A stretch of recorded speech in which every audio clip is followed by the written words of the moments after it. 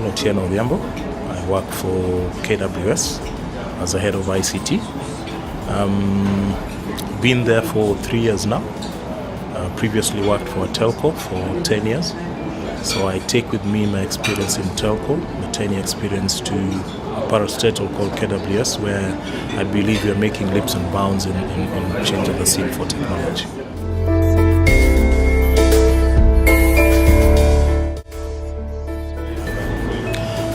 Well, I've attended other CIO events, and I thought today's event was an eye-opener for me in some aspects, especially learning about the Cisco Capital, which I never knew about.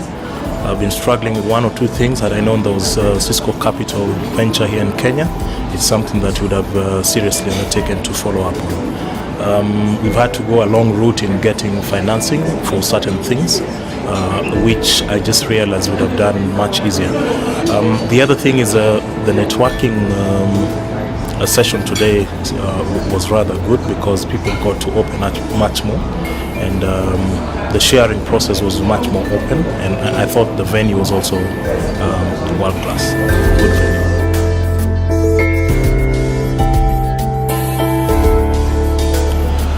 Well, the year ahead, it's to me there's pros and cons.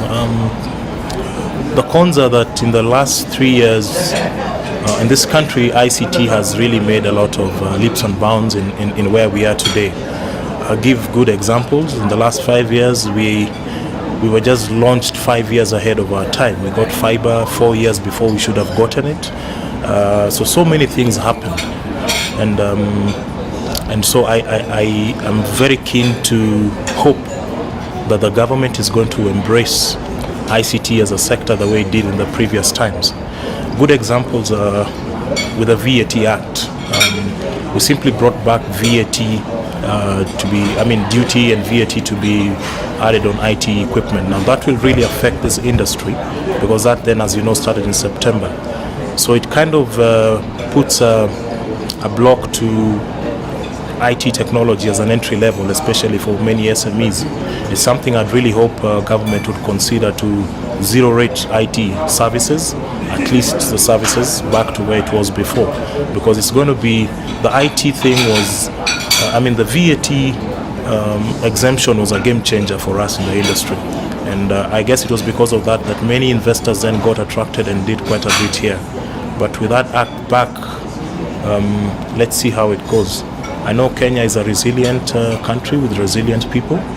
We are going to leave the talk and pay the taxes and move on, but if government can exempt the industry from those taxes, I believe the tempo will be much higher, because remember, the more technology that we drive, the more that we save as a country and help collect more revenue in good time. So anything that can aid that process would be welcome, and I think the biggest thing the government can do, among the many other things it's doing, is to consider zero rating VAT on ICT sector.